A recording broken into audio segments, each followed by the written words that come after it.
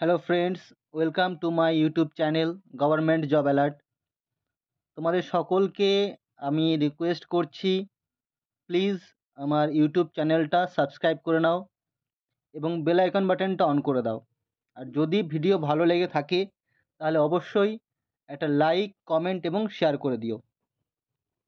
আজকে যে বিষয়টা আমি ভিডিও করছি সেটা হচ্ছে পূর্ব বর্ধমান ডিস্ট্রিক্ট কোর্টের আজ যে লোয়ার ডিভিশন ক্লার্কের যে পরীক্ষা হলো, সেই পরীক্ষার কাট অফ কত যেতে পারে সেই নিয়ে তোমরা আমাকে বারবার কমেন্ট করছো যে দাদা এই পরীক্ষাটায় কাট অফ কত কি যেতে পারে। তো আমি আমার অভিজ্ঞতা থেকে আজকে কাট অফটা আমি তোমাদের সাথে শেয়ার করব। তো দেরি না করে চলো আমরা মেন টপিকে চলে যাই। আর তোমরা হয়তো ফলো করেছো যে আমি দুদিন আগে যে ভিডিওগুলো দিয়েছিলাম অ্যান্টোনিম সিনোনিম, সেখান থেকেও কমন এসছে। আমি যে হেডকোয়ার্টারগুলো দিয়েছিলাম সেখান থেকেও কমন এসছে। ন্যাশনাল গেমের একটা পিডিএফ দিয়েছিলাম সেখান থেকেও কমন এসছে। এবং আমি যে অনলাইনের কোশ্চেনগুলো দিয়েছিলাম যে এবছর প্যারিস অলিম্পিকে দুখানা পদক জয়ীর নাম কি, সেটাও কিন্তু আমি দিয়েছিলাম। তো চলো সেসব কথা বাদ দিয়ে এখন পুরো ডাইরেক্ট চলে যাই পয়েন্টে। দেখো বন্ধুরা, কাট অফ কত যেতে পারে, এবার আমি তো যে কোনো একটা কথা মুখে বললেই তো হবে না যে কাট অফ কত যেতে পারে। সেই কাট অফের পিছনে কারণ থাকে যে কাট অফ হাই যাবে না বেশি যাবে বা না কম যাবে। সেটা কিন্তু একটা কয়েকটা কারণের উপর ভিত্তি করে কাট অফটা নির্ধারিত হয়। তো এই পূর্ব বর্ধমান ডিস্ট্রিক্ট কোর্টে যে লোয়ার ডিভিশন ক্লার্কের যে কোশ্চেন পেপারটা হয়েছে, আমার মতে তোমরা সবাই কিন্তু পরীক্ষা হলে গিয়ে রীতিমতো চমকে গেছো যে এটা আবার কীরকম টাইপের কোশ্চেন হচ্ছে। যেখানে নোটিফিকেশনে ক্লিয়ারলি লেখা ছিল যে পরীক্ষাটা হবে ক্লিয়ারলি এমসিকিউ বেসিস, অর্থাৎ মাল্টিপল চয়েস কোশ্চেন, বাট কিন্তু সেটা হয়নি।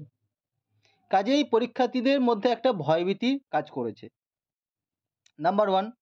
নাম্বার টু, ডাইরেক্ট এইভাবে অ্যান্সার লেখাটা কিন্তু মুখের কথা নয়।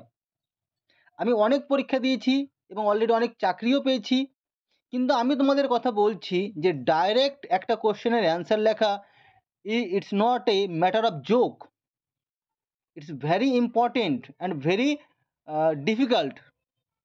তো সেখানে দাঁড়িয়ে আমি এটা তোমাদের বলতে পারি, এটা আশ্বাস দিতে পারি যে পরীক্ষার কাট অফ কম যাবেই।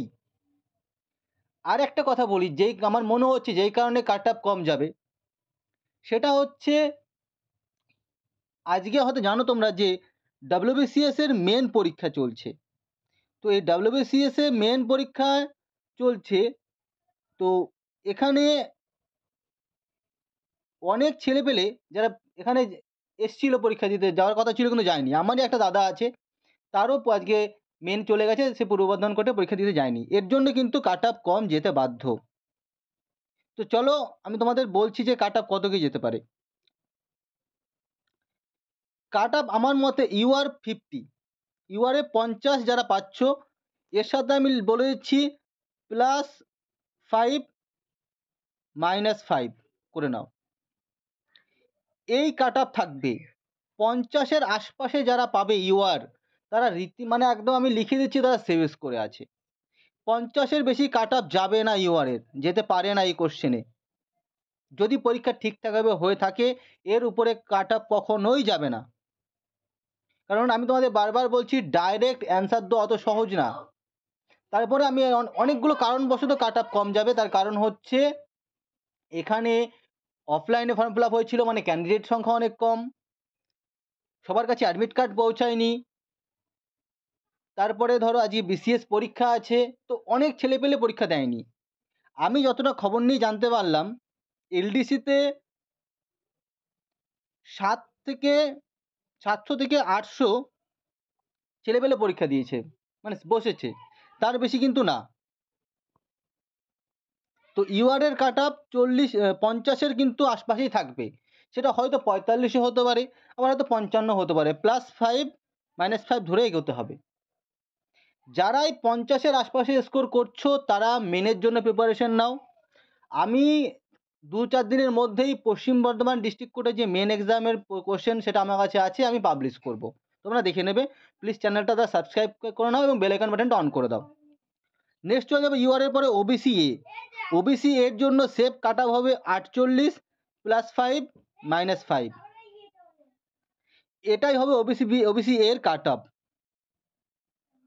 ঠিক আছে, কারণ সত্যি কথা বলতে আমি কোশ্চেনটা দেখলাম, অ্যানালাইসিস করলাম, বন্ধুদের কাছে জিজ্ঞেস করে নিলাম যে না সত্যি অনেকটাই টাফ কোশ্চেন গেছে, মোটেই সহজ না ডাইরেক্ট এই সমস্ত কোশ্চেনের অ্যান্সার লেখা। আবার হয়তো তোমাদেরকে হয়তো এক্সাম সেন্টারে বলে দেওয়া হয়েছে যে অ্যান্সারটা কিন্তু ইংলিশেই লিখতে হবে। তারপরে স্পেলিংয়ের ব্যাপার আছে, যেটা এমসিকিউতে হয় না। এমসিকিউতে আমরা জানি অ্যান্সার কী হবে, চলো দিয়ে দিলাম অ্যান্সার। তোমাদের যদি কালকে বলা হয় যে ডিজিজ বানানটা কি, ডিজিজ বানানটা ভুল লিখে ফেলবে, কারণ ডিজিজ বানানটা সত্যি টাফ। কমিটি বানানটা কি, ভুল লিখে ফেলবে, কমিটি বানানটা টাফ। তো সেরকম তোমাদেরকে বারবার বলা হয়েছে যে স্পেলিংগুলো দেখো ভালো করে। ইংরেজিতে যে সমস্ত তুমি সিনোনিম অ্যান্টোনিম অ্যান্সারগুলো লিখেছো, সেক্ষেত্রে কিন্তু তোমার স্পেলিংটা ঠিক হতে হবে, অন্যথায় তোমার নাম্বার কাটা যাবে। তো বুঝতে পারছো কোশ্চেন কিন্তু যথেষ্ট টাফ, মানে স্কোর কাটার অনেক কারণ আছে। আর তোমরা হয়তো বিগত বছরে কয়েকটা কোর্টের যদি কাট আপ দেখে থাকো, তাহলে তোমরা দেখবে যে 50% ক্যান্ডিডেট নেগেটিভে রান করে। এখানেও আমি বলে দিচ্ছি যে 50% ক্যান্ডিডেট নেগেটিভেই রান করবে। চলে গেলাম তারপর ওবিসি বি এর কাট আপ। ওবিসি বি এর কাট আপ হচ্ছে তোমার 48। আমার মনে হয় না ওবিসি এ এবং ওবিসি বি এর মধ্যে কাট আপে খুব বেশি পার্থক্য হবে। তো এই ক্ষেত্রেও কিন্তু +5 - 5 করতে হবে, কারণ এটা এক্সপেক্টেড, একদম ডাইরেক্টলি বলা সম্ভব না যে কত কাট আপ যাবে। তারপর চলে যাবো এসসি। এসসিদের জন্য সেফ কাট আপ 45। 45-এর উপরে যারা আছে তারা একদমই সেফ জোনে আছে।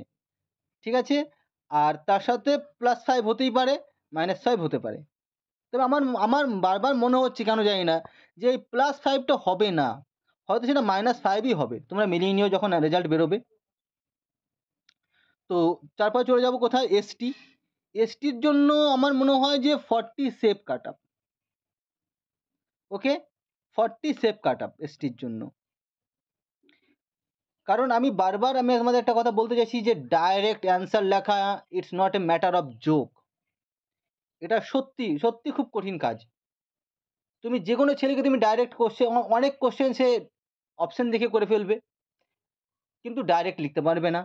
তোমাদের আরও একটা কথা বলি, তোমাকে কেউ একটা গেস করতে পারছে, ভাই অপশন দিলে কিন্তু গেস করা সম্ভব, অপশন ছাড়া কি গেস করা সম্ভব? কোনো মতেই সম্ভব না। তাই আমি তোমাদের বলে দিচ্ছি যে কাট আপ অবশ্যই কিন্তু কম যাবেই যাবে। কাট আপ আমি লিখে কম যাবেই যাবে, কখনোই বেশি যেতে পারে না, যেভাবে কোশ্চেন হয়েছে। তো তোমরা দেখে নিতে পারছো কাট আপ কত কি যেতে পারে। আর আমি তোমাদের বলছি, যারা এই কাট আপ পাচ্ছ বা এই স্কোর পাচ্ছ, তারা মেনের জন্য প্রিপারেশন নাও। যতদূর খবর আছে খুব তাড়াতাড়ি কিন্তু মেনের এক্সাম হবে। আমি তোমাদেরকে রিকোয়েস্ট করবো, প্লিজ আমার চ্যানেলটা সাবস্ক্রাইব করে নাও এবং বেল আইকন বাটন অন করে দাও। আর ভিডিওটা যদি ভালো লেগে থাকে তাহলে অবশ্যই একটা লাইক, কমেন্ট এবং একটা শেয়ার করো। আর এই চ্যানেলের ডেসক্রিপশন বক্সে আমি আমার টেলিগ্রাম চ্যানেলের লিঙ্ক দিয়ে দেবো, সেখানে অনেক ছেলে মেয়ে যুক্ত আছে। তো তোমরা যদি সেখানে চাও যুক্ত হতে পারো, তাহলে সেখান থেকে আমি আমার যে পিডিএফগুলো দিই, ইম্পর্টেন্ট নোটস বা যাই হোক না কেন, সেগুলো তোমরা কিন্তু পেয়ে যাবে, কোর্ট রিলেটেড বা যে কোনো এক্সাম রিলেটেড। তো তোমরা দেখতে পাচ্ছ যে আমি সনদ বিশ্বাস, আমি এলডিসিতে চাকরি করেছি, এমটিএসে চাকরি করছি, ট্রান্সলেটরের চাকরি, এবং আমি গ্রেড আপ, এই লগোটা দেখতে আমি গ্রেড আপ থেকে অ্যাওয়ার্ডেড, আমাকে গ্রেড আপ থেকে অ্যাওয়ার্ড দেওয়া হয়েছিল। তো আমার সাথে যারা স্টাডি করতে চাও, তারা আমার টেলিগ্রাম চ্যানেলে যোগদান দাও এবং আমার চ্যানেলটা সাবস্ক্রাইব করে নাও। চলো, ভালো থেকো সবাই, আর চল দেখা হচ্ছে নেক্সট ভিডিওতে। Bye bye.